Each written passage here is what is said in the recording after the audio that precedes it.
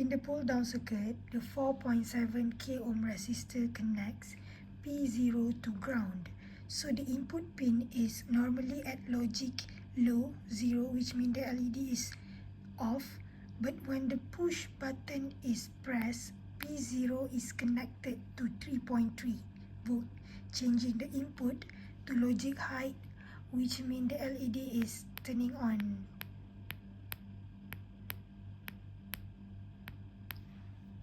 In the pull-up circuit, the 4.7 k ohm resistor connect P0 to 3.3 volt.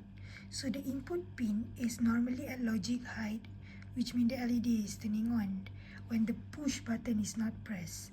But when the push button is pressed, it connects P0 to the ground, which means they change the input to logic low.